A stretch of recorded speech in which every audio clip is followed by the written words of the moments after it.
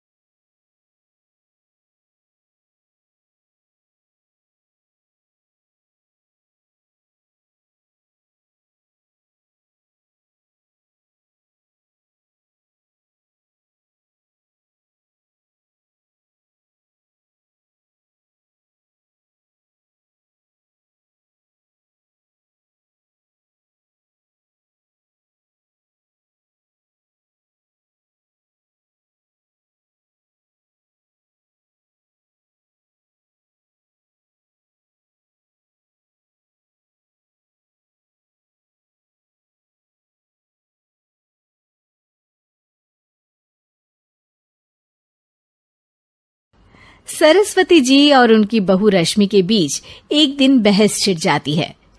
आखिर किसका काम ज्यादा आसान है, बहू का या सास का? माँ जी, सास को काम ही क्या है, आपके सारे काम उंगलियों पे तो हो जाते हैं। कुछ भी। हाँ, हिसाब तो उंगलियों पे ही हो जाता है ना। अरे बेटा, ऐसा सिर्फ अभी लगता है। जो मुझे करना पड़ता है ना, वो तुझे करना पड़े तो समझ आएगा कि असली काम का पहाड़ कैसा होता है। ठेले बराबर वजन भी नहीं है आपके काम में, और बात पहाड़ों के वजन की कर रही हैं आप। तू ऐसा करती ही क्या है घर में बेटा, ये तो बता मुझे।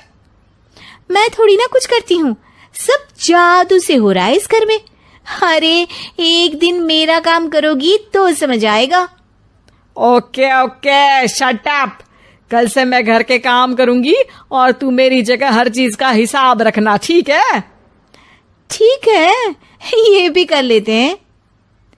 ये सास बहू की डील के बारे में रश्मि के पति अमन को नहीं पता था और ना ही अमन के पिताजी सुरेश जी को।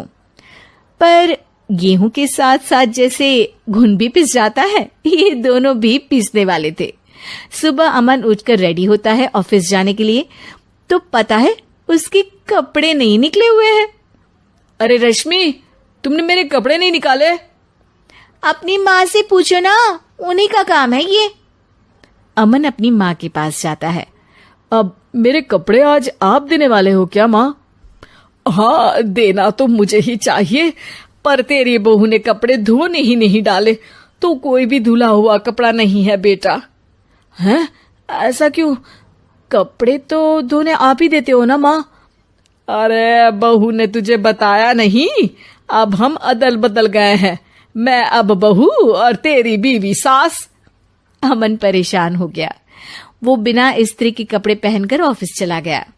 सरस्वती जी अपने घुटने के दर्द के कारण झुककर घर साफ नहीं कर पा रही थी और ना ही खाना बनाना याद रख पाई। उधर रश्मि पहले ही दिन घर की चाबी घुमा चुकी थी और 300 रुपए का हिसाब अलग नहीं मिल रहा था। पर दोनों का ही घमंड कैलाश पर्वत से भी बड़ा था और दोनों ही खेमे एक दूसरे की बात मानने को बिल्कुल तैयार नहीं थे।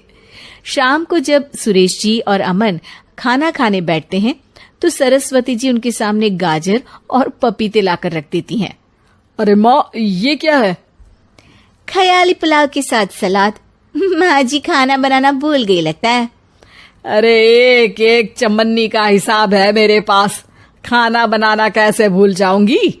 ये तो मैंने पढ़ा था कि फल फ्रूट खाने से सेहत अच्छी रहती है, इसीलिए ये ले, एक फल खा ले। रात को सुरेश जी और अमन अपनी मीटिंग बिठाते हैं अकेले में। बाबूजी, इनकी लड़ाई के कारण ना हमें ठीक से खाना मिल रहा है, उल्टा घर के सारे काम रुक गए हैं। हाँ बेटा, 2 भैंसों की लड़ाई में बेचारे खेत के पौधों का भी नुकसान हो रहा है। पर पापा, क्या बताऊं आपको, मैंने माँ को इस महीने की 2 तारीख को बिजली के बिल के पैसे दिए थे। आज बिल भरने के लिए मांगने गया तो पता चला कि रश्मि उन पैसों से गैस सिलेंडर ले आई।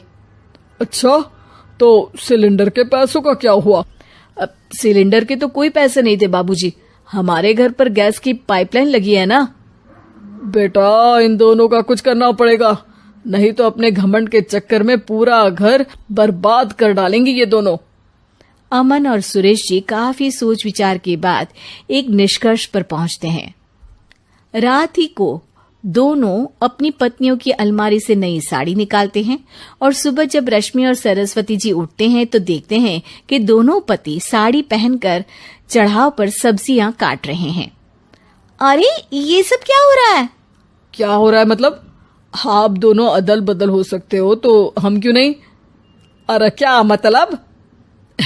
नहीं नहीं, मेरी भी बचपन से किसी की बहू बनने की इच्छा थी, तो आज से सरस्वती तुम बड़ी बहू, मैं मिडल बहू और अमन छोटी बहू।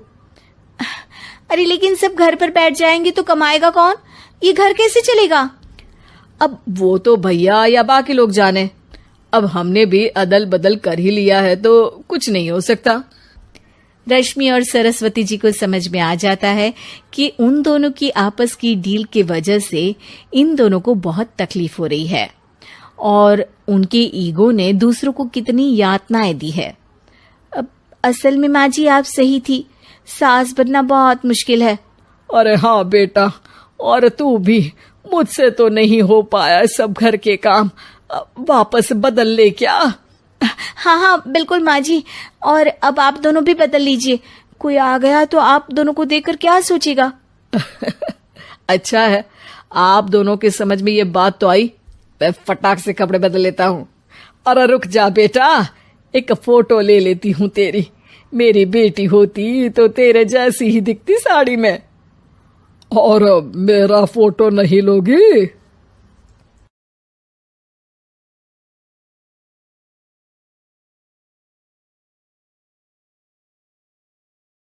रश्मि और अमर लॉकडाउन के चलते डेटिंग ऐप पर मिलते हैं। उसी बीच उनकी बॉन्डिंग बहुत अच्छी बन जाती है और दोनों एक दूसरे से प्यार करने लगते हैं। बस लॉकडाउन खत्म होते ही चट मंडी पट शादी। उससे पहले घर में बात तो कर लो। अरे माँ पापा कभी मना नहीं करेंगे। अमर की बात सुन रश्मि खुश हो जाती है। ऐसे ही दिन बीतते हैं और देखते ही देखते लॉकडाउन खुल जाता है, जिसके अगले ही दिन अमर अपने परिवार के साथ रिश्ता लेकर रश्मि के घर पहुंच जाता है। अभी लॉकडाउन खुला ही है और कोरोना तो खत्म भी नहीं हुआ, इसलिए ज्यादा कुछ ना करके अगले कुछ दिनों में छोटे फंक्शन के साथ शादी कर लेते हैं। अमर के पापा की बात पर सब सहमत हो जाते हैं। कुछ दिन बाद दोनों की शादी हो जाती है और रश्मि अपने ससुराल पहुंच जाती है। बेटा, शादी तो तूने अपनी मर्जी से कर ली, लेकिन बहू को बोल देना इस घर में हुक्म मेरा ही चलेगा, इसलिए अपना राज जमाने की कोशिश भी ना करें।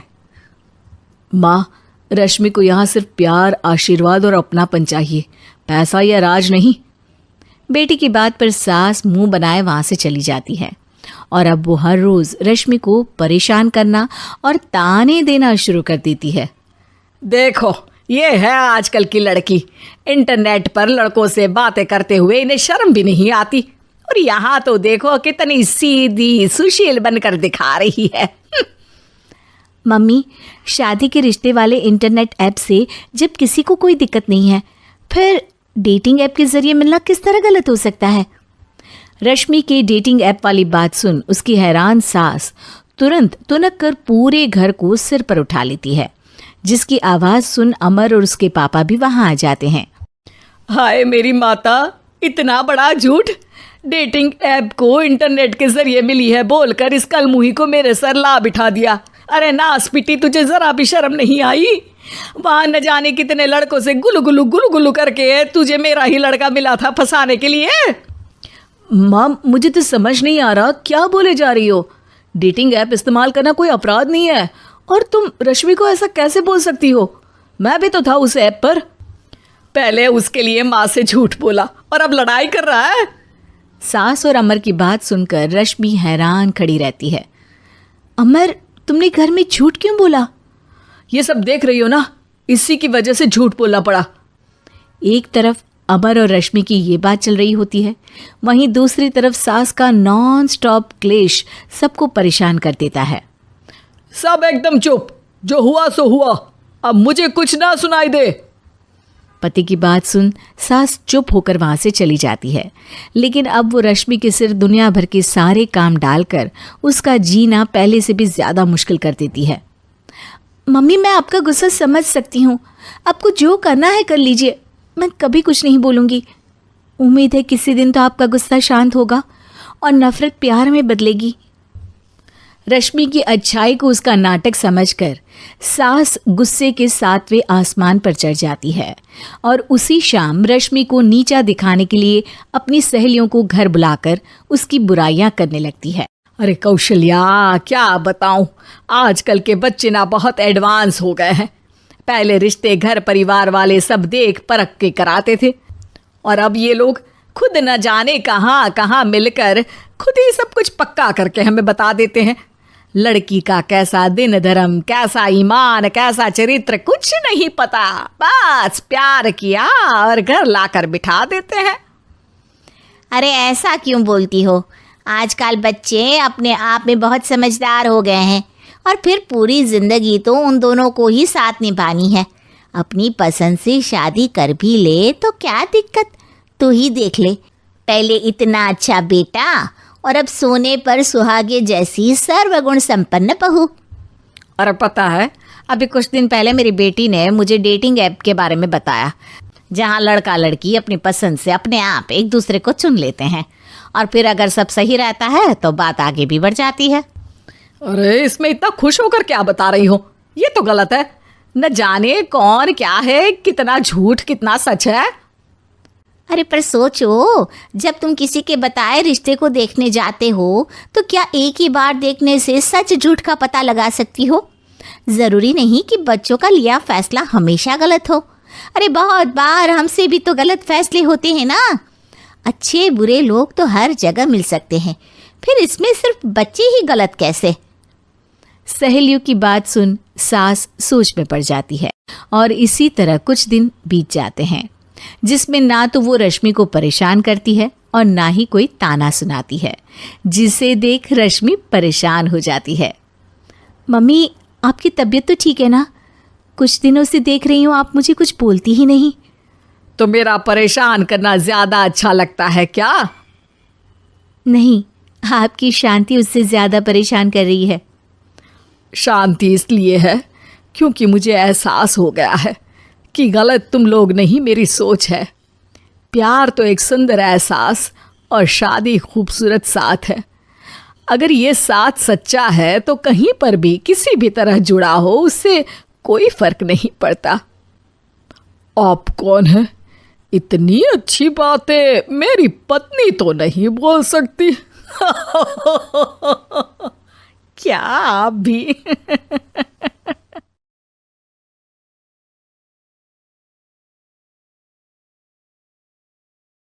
अमर रोज दफ्तर से अपने घर आते हैं।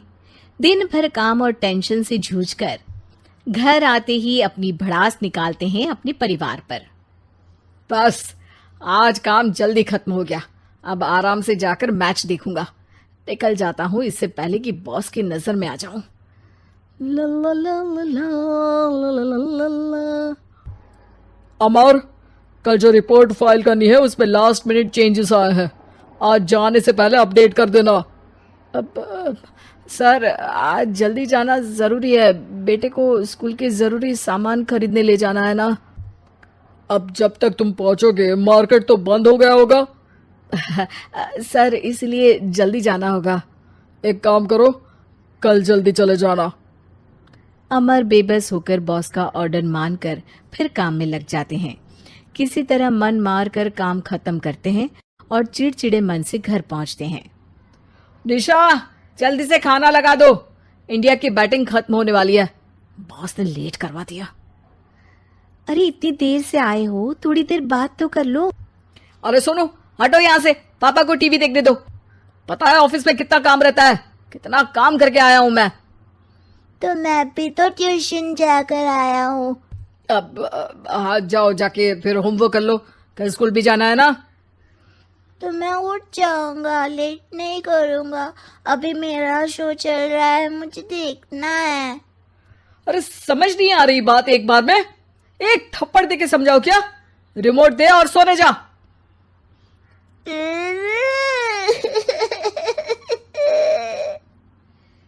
सोनू रोते हुए मम्मी के पास जाता है और अपने पापा की शिकायत करता है।